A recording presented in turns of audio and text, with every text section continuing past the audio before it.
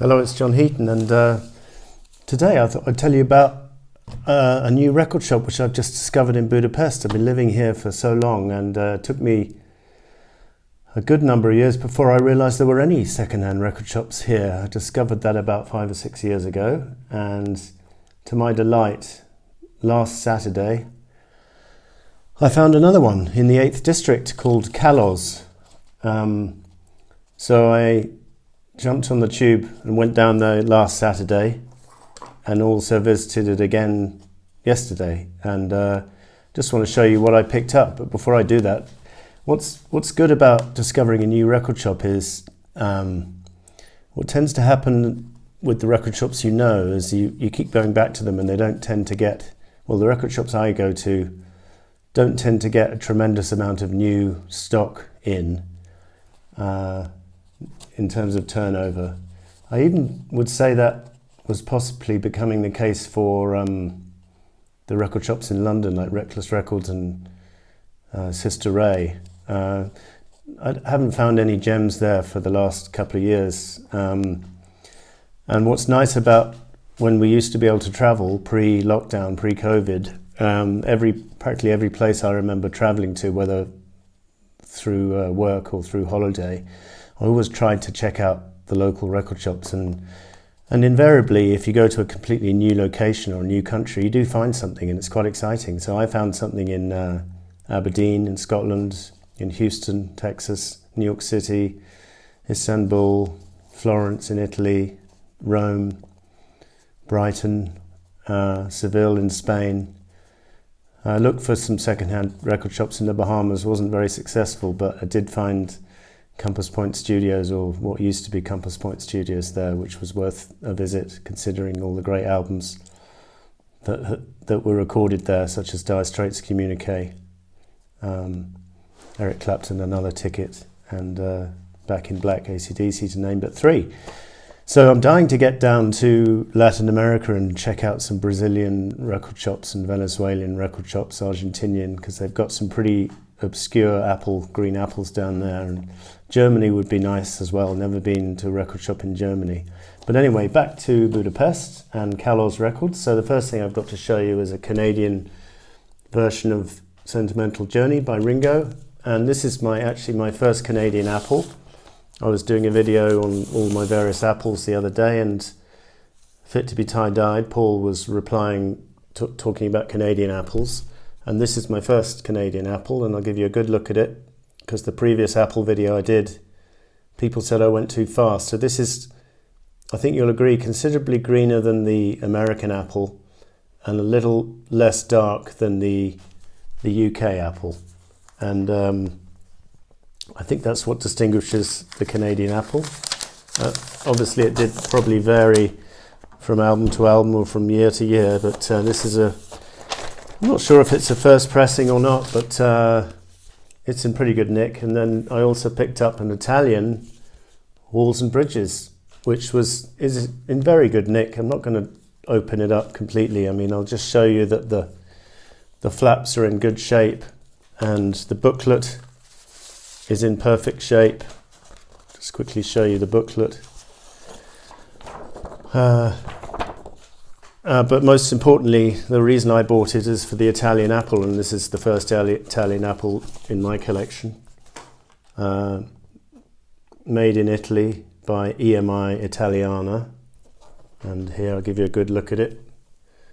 It's a pretty nice, distinctive Italian apple there, on the B-side. Unlike some foreign country apples, the track listings are in English. If you go to a Brazilian copy or something, you tend to find the album titles are translated into Portuguese, or Argentinian pressings would be in Spanish, etc. But this is in English, Italian pressing, good nick.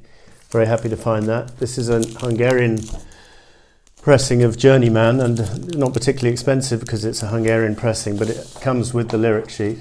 And I never had this on vinyl because it came out in 19 89 or 90, 89, just about when CDs were taking off, and we all defended CDs saying they were the bee's knees and stopped buying vinyl, and then regretted it years later when all these albums we didn't have on vinyl.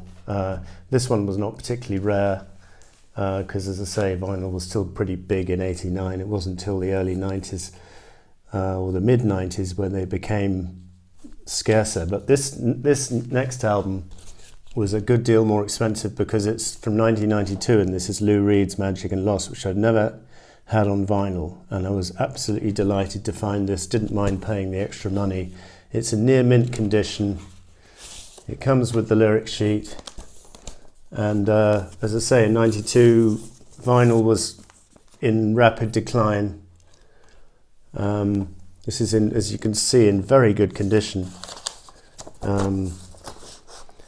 Just trying to see where it was made. I think it's I'm not sure if it's a US pressing or no. It's a yeah, it's US. It's in very good nick. Whoever owned this took good care of it, and this is a superb album. I happen to think it's the best album ever written about loss, stroke death, meaning when you lose someone, a loved one, and the emotions you go through. This particular album is about two close friends of Lou who died of cancer, and he's basically telling the story of the lead up to their deaths, and then what was it like dealing with their deaths and dialing the phone number and getting the message, this number is no longer a working number, please redial your call. And very harrowing set of lyrics, but beautiful music and well played by the band. Great band he's got on this album. I think it's more or less the same band as he uses on New York. One of my favourite Lou albums. And yes, I will get round to Velvet Underground, James Griffiths, don't worry.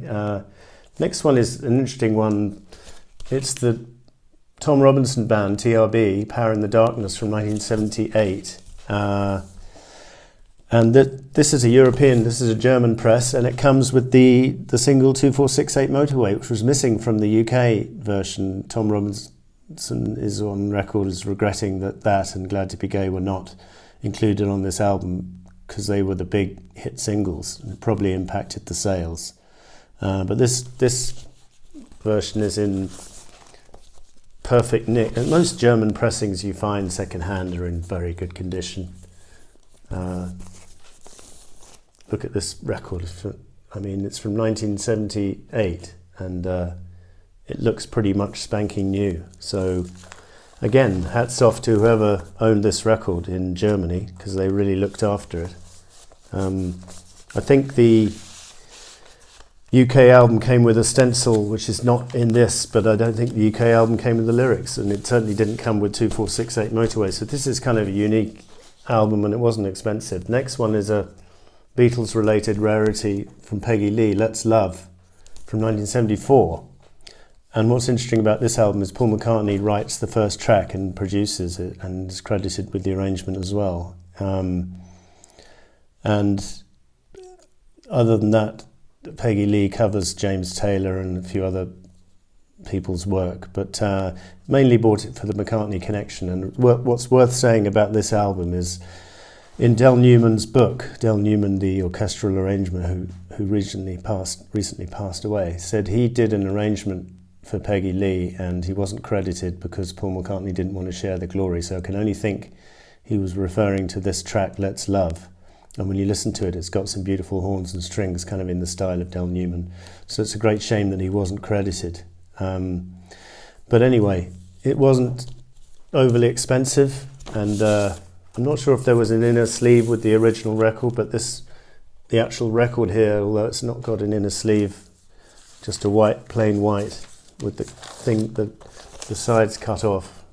If anyone can tell me whether there was an inner sleeve, but the actual record's in good nick, so that was interesting to find. And then I picked up Emmylou Harris's Luxury Liner album from 1977, and after obviously listening to her work with Bob Dylan, I was looking to pick up some of her albums and couldn't really see any of them in the shops. Well, not the ones I'd been recommended. So, for example, I didn't see the Daniel Lanois produced album, Thomas Calden, on the lookout for that. I know that's the one you recommended. But this one I'm glad to have, because it didn't have any number one hit singles, but it does have a cover of Poncho and Lefty, the famous song written by Van Zandt. And also it's got a great cover of You Never Can Tell, C'est La Vie, Chuck Berry song.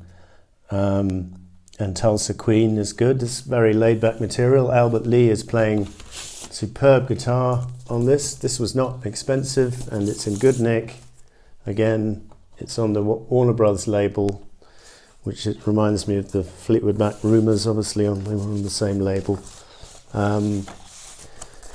So yeah, happy to pick them on the lookout for some of the other albums of Emmylou Harris's, but that's a good one to start my collection. And finally, we've got Olivia Newton-John from 1978, the Totally Hot album, which I picked up mainly because I loved the single A Little More Love.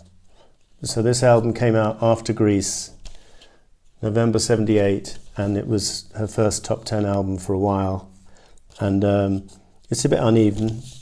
It's a bit middle of the road, but nothing wrong with that. But the tracks which really appeal to me are probably A Little More Love, and then what else can I say?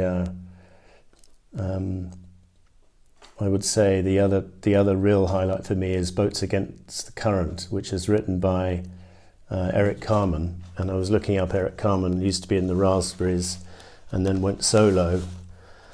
And so I listened to his version of this song, and it was great. And then Frankie Valli did a cover of it as well, which I listened to. It's really pretty much a standard ballad, and a really nice tune. And yeah, it's a bit sentimental, but who cares? Olivia sings it well.